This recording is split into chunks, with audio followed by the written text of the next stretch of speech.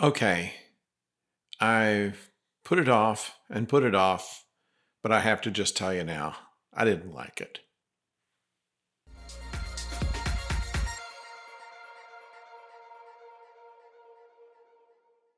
Hello out there, I'm the oldest nerd, and the end of Doctor Who Flux, I suppose, wrapped up as well as they could expect. Considering that there was so many loose ends, and I was expecting them to be able to tie them all back together once they got to the last episode, because they'd already started on the next to the last episode, which was actually very good. And in fact, most of this season has been really quite well done, but I think it all fell apart when he tried to write it all back together.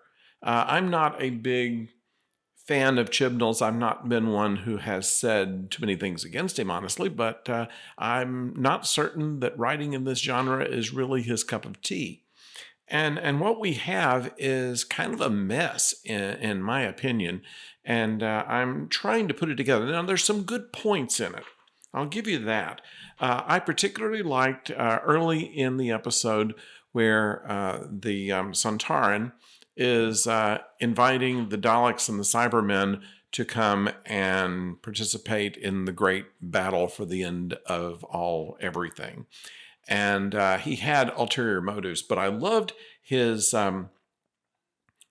pitch. I offer you the three-fingered hand of uneasy alliance. I think that's something. I want that on my luggage. I like that. Also, mention of the Hollywood handshake. For those of you who are not from the UK or have not seen in the US the Great British Bake Off show, one of the judges in that is a fellow by the name of Paul Hollywood, which, when he's very impressed with how one of the bakers has done, will offer them a handshake, and it's become known as the Hollywood handshake. And it's mentioned in part of the dialogue here. I thought that was kind of clever. Otherwise, though, in this episode called "The Vanquishers," we're not quite sure. First of all, where did the Daleks and the Cybermen come from? We have seen the Flux eliminate virtually the universe except for Earth, which is surrounded by a shield that Carnivista arranged. And then the Daleks and the Cybermen come in. Where did they come from? Did they not get as much of it as they told us in the beginning, or is it just kind of a swatch through it? They never really explained that well. Also, they make some mention that Flux is made out of antimatter, and as antimatter, the more matter it hits, the more it slows down. And this isn't something they've revealed before or made any point of, having obliterated much of the universe. It didn't seem to stop it much there. But the idea that if you brought enough Cybermen and Daleks together, that would do it. And then the Centaurans would be alone and in conquest. I mean, it worked as well as it would in this one episode, but I mean, it doesn't really fit with the other 5 episodes that preceded it. So I don't quite get that. We do find out some interesting things. We find out what role Claire plays. She is trapped in one of the passengers, and which is a big thing. It looks kind of like a knight in armor of some sort. And they find out that it can be used to help save the day. For what reason, I don't know. And by what method, I don't know. And it doesn't seem that they really cared to let us know that. We also find out that Carvanista was once a companion to the Doctor, presumably when the Ruth Doctor was there. That was Carvanista was her companion, and his feelings are somewhat hurt that the current Doctor doesn't remember him. And then there's the thing about the watch that has all of the Doctor's memories, which she was so tempted to give up everything for it to get. And then her lack of interest later on of seeing what's in it, of seeing what her memories are, is just thrown away. Once again, I don't understand why suddenly something that was a driver of the season is now of no real interest to her. I mean, she didn't throw it away. There's a chance that that'll be brought up later, but generally speaking, specials don't depend on what's come before. It's just, they're usually fairly self-contained. And so we may never hear of this again unless Davis picks up on it next season. Now, let's see. Also, Kate Stewart, the head of unit, are in some of the time jumps back and forth, was either working for a unit or was not quite the head of it because of the Grand Serpent. That is kind of strange here now, because at one point she was Kate Lethbridge Stewart, and now just Kate Stewart. I don't know, I guess somewhere, somehow, she decided to shorten her name. They explained the tunnels under Liverpool, which had rips in time, and the fellow who was leading all of the digging of all of these things was trying to put a safe underground city in order to protect them from the rips in time, and yet found them under there, I guess. And of course, that uses, that's one of the ways that the Doctor and her companions get back together. Makes some sense on that point in a timey-wimey way. The whole mess stops with a personified time on Atropos, who basically says, "I've had enough of this," and stops it all.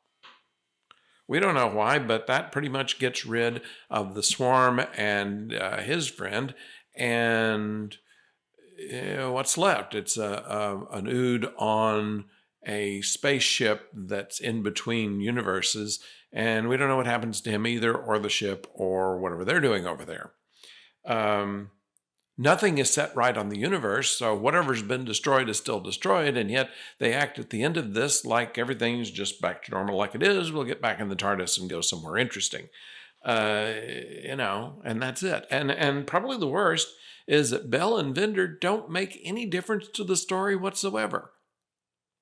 If after following them for all this time and figuring out that the baby had to be somebody significant, that the two of them finding each other would cause some kind of effect on the flux, or reveal some kind of way that the Doctor could facilitate everything, is just a couple of separated lovers who get back together, and it's very happy for them. But who cares? This is Doctor Who. It's not a Hallmark Channel thing. So I don't understand why they're even in it, because all of this time, all they are is a red herring. And that's where we are. I don't really understand what the Grand Serpent was there to do, or what he did, or why he left, or if he's ever going to be a force. But I mean, they took him through the tunnels and they put him out on a rock by himself, and so he's abandoned in space sitting on a rock, and maybe he deserved that. But I don't even care anymore about him. And so I'm highly disappointed in how the Flux ends. I mean, I've read some other people talking about this, and they say, "Oh, it all makes sense because it all, sucked into this and went into that." And I just got tired of watching it, to tell you the honest truth. And I'm not usually this critical of Doctor Who. I like to find the good in it that I can, because the fact of the matter is we don't have any other Doctor Who out there that we haven't seen already. I don't get Big Finish over here.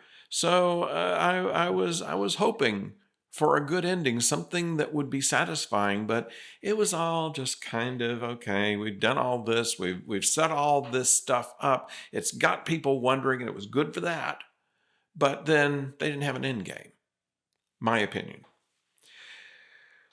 They do have some specials coming up. New Year's special is Eye of the Daleks, and that should be an interesting special. That'll be on New Year's Day, as Chibnall era Doctor Who's have been on New Year's rather than Christmas, and so we'll have that. And there'll be two other specials after that through 2022, and then in the fall of 2022, we'll start seeing RTD's version of the Doctor and get some idea who Jodie Whittaker will regenerate into. And latest news is that we have told you before that Doctor Who is no longer owned by the BBC. At the end of the Jodie Whittaker era, the BBC will be owned by Bad Wolf Productions. This was something that was set up by Russell T Davies, and we wondered where he got the money for that, and we found out now that it's immediately been bought by Sony Entertainment. And so now Sony, aka Columbia Pictures, and the Magnum conglomerate that Sony Corporation is, now owns all the rights to Doctor Who except for merchandising, which the BBC has kept, and of course the broadcast rights for it in Britain. So there you have it. That's our Doctor Who report, and I'd like to hear what you have to think about it. Please subscribe while you're there and ring the bell so you know when the next video will come your way. We'll have another Doctor Who video shortly after New Year's Day, and of course we're still talking about Star Trek Discovery. We have another one coming out for Lost in Space. We'll be covering other things as they come along in sci-fi television. So I'd like to know what you think. Please go below and leave us a message that we can respond to, and we'll have a conversation about just what went right or wrong with this episode and whether I'm right or wrong about it. I'm willing to lead a conversation on that as well. So thank you very much for watching, and until next time, don't go far.